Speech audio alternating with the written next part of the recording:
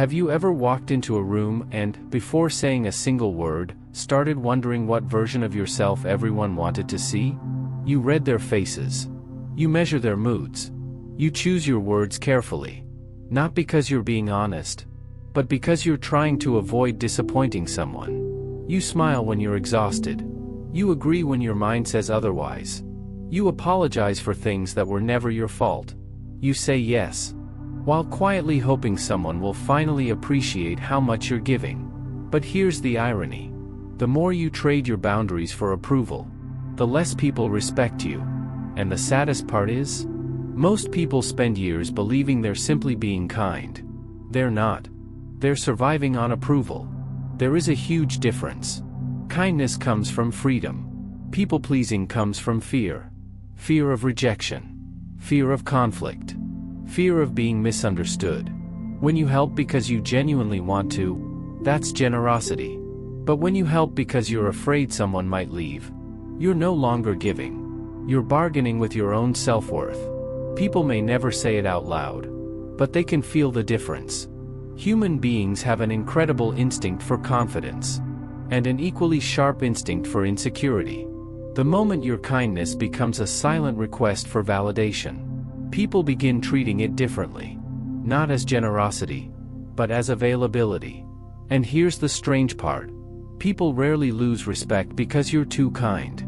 They lose respect because you've convinced them you'll abandon yourself before disappointing them. Think that again in your mind. Because it changes everything. Think about your everyday life. A coworker asks you to finish their work. A friend only calls when they need something. A relative expects you to cancel your own plans without asking. At first, they thank you. Then, they expect it. Eventually, they stop noticing the sacrifice altogether. Not because they're necessarily selfish. Because expectations quietly replace appreciation. This is how people-pleasing grows. One small yes at a time. Here's something that almost nobody talks about. Every unnecessary yes is also a no. It's a no to your own peace. A no to your priorities. A no to the promises you made to yourself. And after enough of those, you begin feeling like a stranger in your own life. You wonder why you're exhausted. Why you're becoming resentful. Why nobody seems to value everything you do. But maybe the better question is, have you been teaching people that your needs always come last? Human nature responds to limits. Think about anything valuable. Time. Attention. Trust. They're respected because they're limited. Your time works exactly the same way. When everyone knows they have unlimited access to you, they unconsciously stop treating your time as something precious. That isn't cruelty. It's psychology. And once you understand that, everything begins to make sense. But here's where almost everyone gets trapped. They believe saying no will make people stop liking them.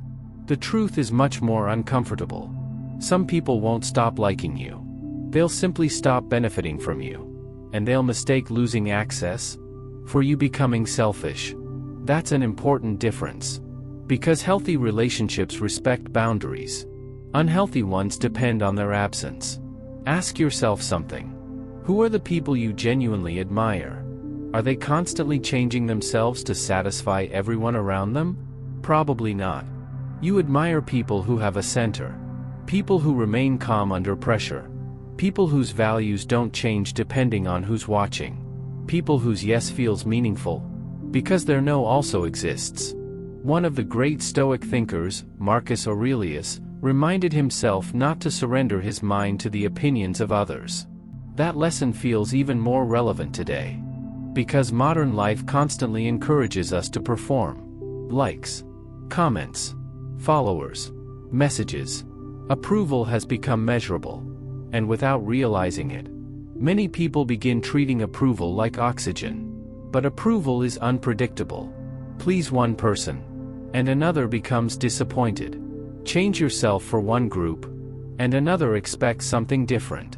If your identity depends on everyone's expectations, you'll spend your entire life becoming a different person for every room you enter.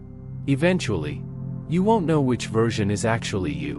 But here's the truth that changes everything. The most respected people are not the ones who never disappoint anyone. They're the ones who are willing to disappoint others, rather than betray themselves. That doesn't make them cold. It makes them honest. Now the difficult part begins. The first time you set a real boundary. Don't expect applause. Expect resistance. Someone will tell you you've changed. Someone may call you selfish. Someone may even try to make you feel guilty. Not because your boundary is wrong, but because your boundary changed a pattern they had grown comfortable with. This is where most people give up. They mistake someone else's discomfort for evidence that they've done something bad. But the Stoics saw things differently. Your responsibility is not to make everyone comfortable. Your responsibility is to protect your character. If your values disappear the moment someone disapproves, they were never truly your values. You were simply borrowing them until they became inconvenient. So how do you break years of people-pleasing? Start with one habit. The pause. The next time someone asks for your time, your energy, or your attention, don't answer immediately. Say, "Let me think about it." Or, "I'll get back to you." That tiny pause may only last a few seconds, but it interrupts years of automatic obedience. Then ask yourself one simple question. Am I saying yes because I truly want to, or because I'm afraid of what happens if I don't? That question alone has changed countless lives. Then learn something even more powerful. The kind decline. Not an angry no. Not a guilty yes.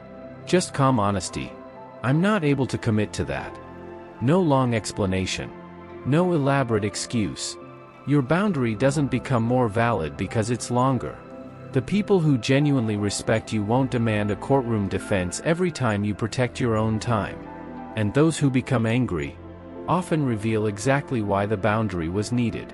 Remember this. You are not responsible for carrying everyone else's expectations. You are responsible for carrying your own integrity. Those are very different burdens. Imagine a tree that bends with every gust of wind. For a while, it survives. But after years of bending in every direction, it forgets the way it was meant to grow. People-pleasing works the same way. Little by little, you become whatever everyone else needs. Until one day, you can't remember what you need anymore. Don't let that become your story. Respect is not something you earn by exhausting yourself. It isn't a reward for endless sacrifice. Real respect is the natural result of living with clear boundaries, quiet confidence, and principles that don't disappear under pressure. So stop asking, "How can I make everyone happy?" Instead ask, "Can I respect the person I'm becoming after this decision?" Because the world doesn't truly respect the person who sacrifices themselves to be accepted. It respects the person who can lose someone else's approval without ever losing themselves.